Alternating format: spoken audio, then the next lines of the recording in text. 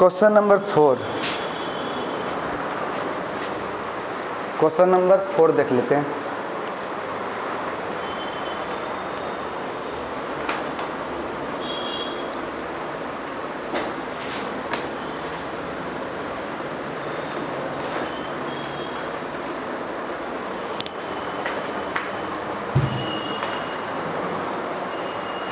कहता है the angle of elevation of the top of a tower from 2 points at a distance of 5 meter and 20 meter from the base of the tower। Tower का base से 2 point लेना है, एक point 5 metre पे और दूसरा पॉइंट लेना है 20 मीटर पे। जैसे ही लेंगे और वो भी लेना सेम स्ट्रेट लाइन पे, स्ट्रेट लाइन चेंज नहीं करना है। Beat it are complementary angle, जो तुम्हारा एंगल ऑफ एलिवेशन आएगा वो कितना आएगा? कंप्लीमेंट्री हम उस एंगल को बोलते हैं जब दोनों एंगल को ऐड करें और 90 डिग्री आ जाए तो उसे हम लोग कहते हैं कंप्लीमेंट्री एंगल। ठीक है, तो पूछा जा रहा हाइट ऑफ टावर। देखो क्या करना है कि इसमें सपोज हमने यहाँ पर एक टावर मान के रखा और इसे मान लिया ग्राउंड, सपोज यहाँ पर। इसमें जैसे ग्राउंड माने तो एक हमारा 5 मीटर की दूरी पर ये हो गया और एक हमारा हो गया 20 मीटर की दूरी पर ये, सपोज यहाँ तक लेते हैं। तो ये जो हमारा मिला, अगर इसको थीटा बोलेंगे तो ये कितना आ जाएगा? 90 माइनस थीटा, बिकॉज हम दोनों एंगल को ऐड करेंगे तो आना चाहिए 90 डिग्री। जो 90 डिग्री यानी 90 डिग्री आना चाहिए, क्योंकि बोथ एंगल्स के बारे में कहा कि दोनों कंप्लीमेंट्री होगा। तो कंप्लीमेंट्री हम तब कहते हैं जब दोनों का सम 90 डिग्री आता है तब। तो उसके व्यू से अगर हम चले तो यहाँ पर कि एक का हमने कितना एंगल दिया, तो एक का हमने रखा थीटा, तो दूसरे का हो गया 90 माइनस थीटा। जैसे ही दोनों को हमने रखा तो इसका हमको एच निकालना है और ये दे दिया 5 मीटर और ये दे दिया हमारा 20 मीटर। ठीक है, 20 मीटर और ये है 5 मीटर। इस क्वेश्चन को कैसे सोल्व करो? एक बार चलो इसमें और एक बार चलो इसमें। सोचो, ये दे दिया 5 मीटर, थीटा का सामने वाला परपेंडिकुलर, यानी परपेंडिकुलर हमको पूछा ही गया था, और बेस दे दिया कितना? 5 मीटर। किस में? छोटे वाला में। तो बताओ, जैसे ही दिया इसमें हमको पता क्या चल रहा है, इन दोनों के हमसे हमको ये फील हो रहा है कि ये tan थीटा यूज होना चाहिए। क्यों? क्योंकि P और B आता किस में है? तो ये आता है किस में? tan में। तो जैसे हम देखेंगे तो tan थीटा हम लिख देंगे किसके लिए? इसके लिए। परपेंडिकुलर कितना? P और बेस कितना है? 5। ठीक है, इतना हम इक्वेशन इसको 1 मान लेते हैं। ठीक है, नेक्स्ट चलते हैं इसमें भी चलेंगे तो सामने वाला परपेंडिकुलर और ये बचा हुआ कौन है? बेस दिया हुआ है। तो फिर से हम चलेंगे tan, लेकिन अब थीटा जो एंगल था यहाँ पर थीटा ना हो करके 90 माइनस थीटा है, उसे लिख देंगे इक्वल टू परपेंडिकुलर P और बेस यहाँ पर कितना है? 20। एक बात समझना पड़ेगा, तो जैसे ही कॉम्प्लीमेंट्री एंगल की बात करें तो लेसन 12 में पढ़ना था tan 90 minus theta is equal to होता है cot थीटा। फॉर्मूला होता है, देख लेना है चैप्टर नंबर 12 का। जब भी देखोगे एक बॉक्स में दिया रहता है फॉर्मूला, उसमें दिया रहेगा tan 90 minus theta is equal to cot theta, और ये हो गया P/20। इसे इक्वेशन नंबर 2 मान लो। अब क्या करो, 1 और 2 को मल्टीप्लाई कर दो, 1 और 2 को मल्टीप्लाई कर दो।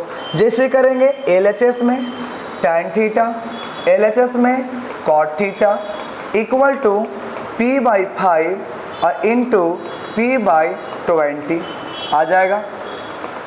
इसके लिए देखो tan इंटू कॉट होता है 1 equal to P into P square और 5 इंटू 20 100 को भेज देंगे तो 100 is equal to P square, that is P square is equal to 100। इसका मतलब कि P का वैल्यू स्क्वायर रूट ऑफ 100, तो आ जाएगा वैल्यू कितना? 10 मीटर। कोई दिक्कत? यानी P का मतलब क्या था? Height of tower. तो हाइट ऑफ टावर कितना मीटर आ जाएगा? 10 मीटर। कोई डाउट यहाँ तक नहीं होना चाहिए। इसके बाद next question number 5, the angle of elevation of the top of A tower at distance 120 meter from a point A on the ground is 45 degree। देखो एक टावर लेना था, the angle of elevation of the top of tower, तो पहले एक tower बना दो। हम डायरेक्टली यहाँ पर करें, एक टावर बना दिए और यहाँ पर ये ग्राउंड बना दिए। इस ग्राउंड से इस ग्राउंड के 120 मीटर दूर कोई पॉइंट ए है, यहाँ से 120 मीटर की दूरी पर कोई पॉइंट यहाँ पर मानते हैं ए है। इसी का एंगल ऑफ एलिवेशन कितना डिग्री दिख रहा है? 45 डिग्री, वो यहाँ पर दे दिया। कहता है उसके बाद if the angle of elevation of top of flag stop fixed at the top of the tower, कहता है if the angle of elevation of the top of flag stop fixed at the top of tower, tower जब ये माने तो tower के ऊपर में suppose इतना ऊपर और लेते हैं और ये फ्लैग स्टॉप, ठीक है, ये फिक्स्ड किया गया टावर के ऊपर में, ठीक है। उस तब एट ए इज 60 डिग्री, तो इसी का जो एंगल ऑफ एलिवेशन देख रहे थे, तो इसी का हमको इसी पॉइंट पे कितना देखने को मिल रहा है? 60 डिग्री का मिल रहा है।